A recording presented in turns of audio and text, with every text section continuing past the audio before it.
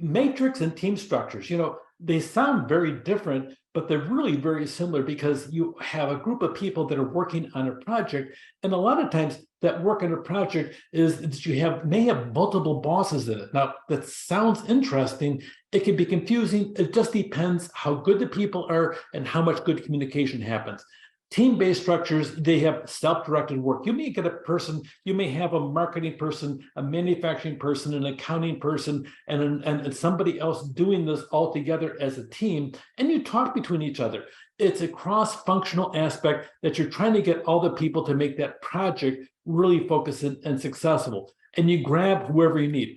A lot of times it's an organic structure. Remember, we talked about that. You're trying to be creative. You're tossing people together to make certain that the final product actually works well in all the different areas. So it's organic. It's not mechanistic. In other words, it's not, I do this. I only do this one thing. And don't bother me because you're from a different department. I don't want to talk to you. I don't think you're very nice. Okay, you have that kind of thing happening. You don't want to have that happening in the team. You want everybody working together, and you have a cross-disciplinary approach where people have different skill sets, even different ways they think, but they're working as a team to finish that. A lot of times it's found within a divisionalized structure. The benefits, it's flexible, responsive, lower administrative costs, better communication across work units. It really is handy because it violates all the principles of the silos, which is the benefit, but you have a couple of detractions from it. You have interpersonal training costs. It takes some people a while to get the hang of how somebody else, you're in marketing, really?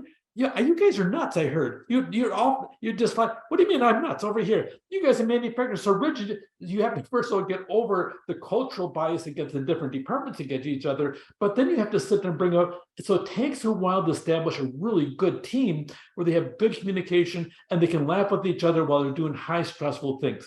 You have to develop the team. It's a bit more stressful because there's a lot of pressure usually on the team. The team leader issues, I had to do some mediation with some people between the differences between the fact that they had this team over here and they elected a new team leader every other year. I really kind of thought that was kind of a dumb thing. So this person said over here, they did all this and they had every Friday night, we had an activity. We went to Dave and Buster's. We did this, we did that. And over here, I don't know why you guys want to go out and hang out with each other. I see enough of you 8 hours a day. So we're going to cancel Friday nights together. Well, so-and-so didn't like it. Other people were relieved, didn't have to go out. So it just depends on what they're doing. More stressful, team leader issues, you duplicate the resources. On the matrix, it's very similar to a team, a little bit more formalized, especially in a large organization. Really, you only have one level report to two bosses, which is really kind of difficult. Sometimes you have a geographical thing where you're dealing with a product, client, or function. You can overlay them. So the benefits aren't on a matrix. When it comes down to it, you're looking on the benefits and the expertise that's effective involved with that.